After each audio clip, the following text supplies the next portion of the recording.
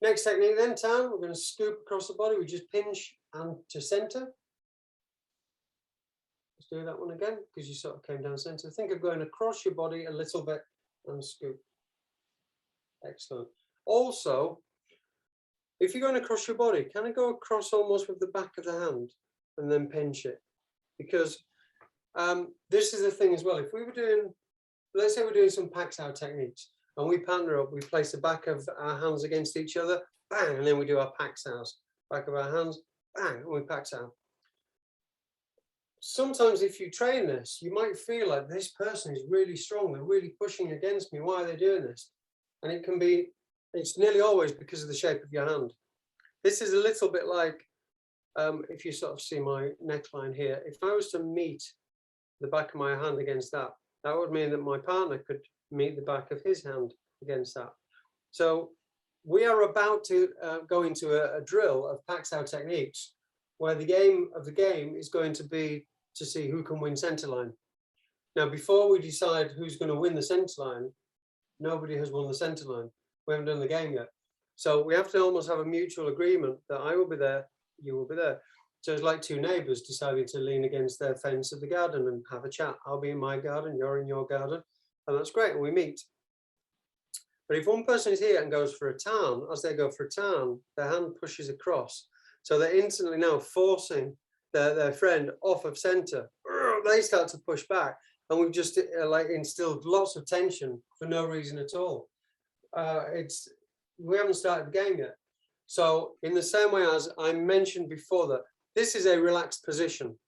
This is a position I may have a contact in before doing a pax-out technique. This is a position I may have relaxed before I then execute forwards as a punch.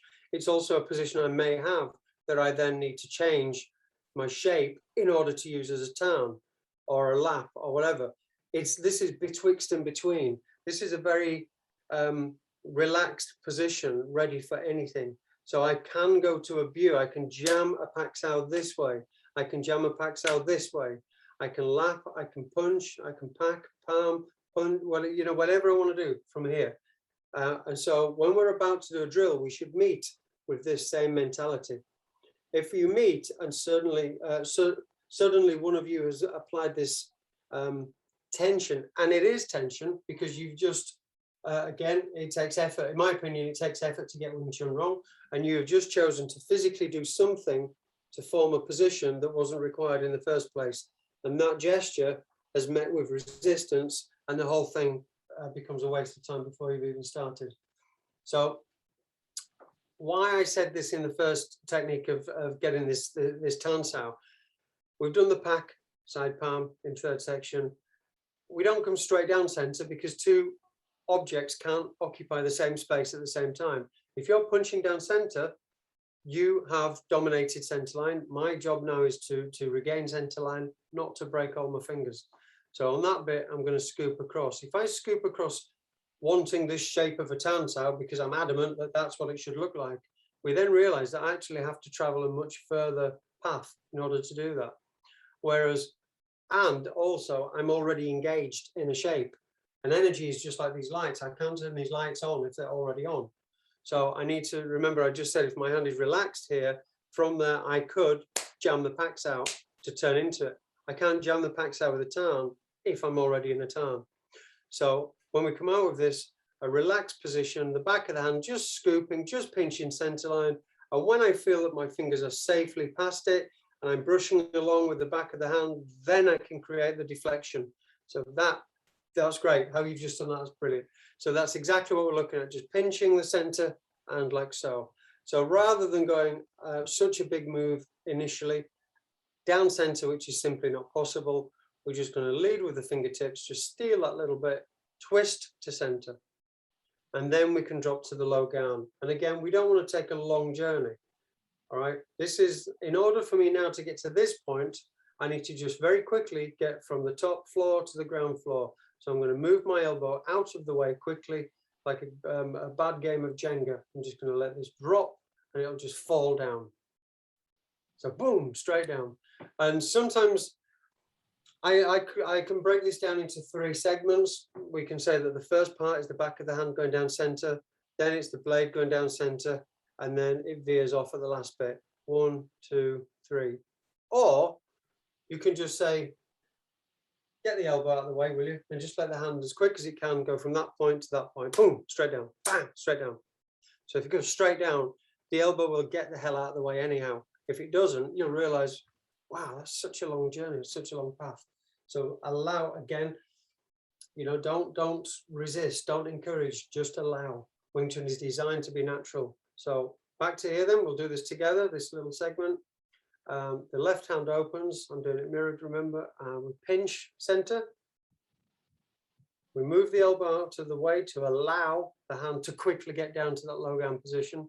And once again, as well, on this, the hand is above the leg. Why? Because if I was stood on an angle, let's say, and somebody comes in bang, with a body shot to the left here, I'm going to drop down, and the punch is then coming in from this angle. So somebody's punching from an angle, it's swinging around, I'm going to turn, bang, I'm going to drop this down. So as I drop down, what we see here is that my wrist is in center, my hand is in center. I'll do that from this angle. So if somebody came in with a body shot here, I would drop down like so, down like so. So again, I'm looking through my center. But if I leave the hand where it is and square up, you see that that hand appears to be in line with the leg. So I'm not blocking here and then going through. The reason why we're finishing above the leg is because that's representing what it would look like if I had turned. Even though I haven't, what it would look like if I turned into it. And the last part of this, then a big old scoop across the body, right across the body and back to center for the last of these 3 times.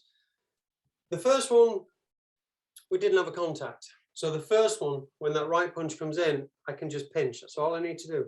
A right punch comes in, I pinch and I deflect. A left uppercut comes in, I drop straight down. The right punch comes in. This right punch now has got a bigger angle of attack. That's why I'm not just lifting straight. If I lift straight up, I've missed it anyway. It's coming in from this side. So I'm scooping to center. That's why we're getting that position. Excellent. Then we can circle the hand. Lower down, side palm. Not locking your arm. At this point, remember the heel of the palm's on center. At this point, we're going to gently lock our arm and then raise from the tricep as you lift.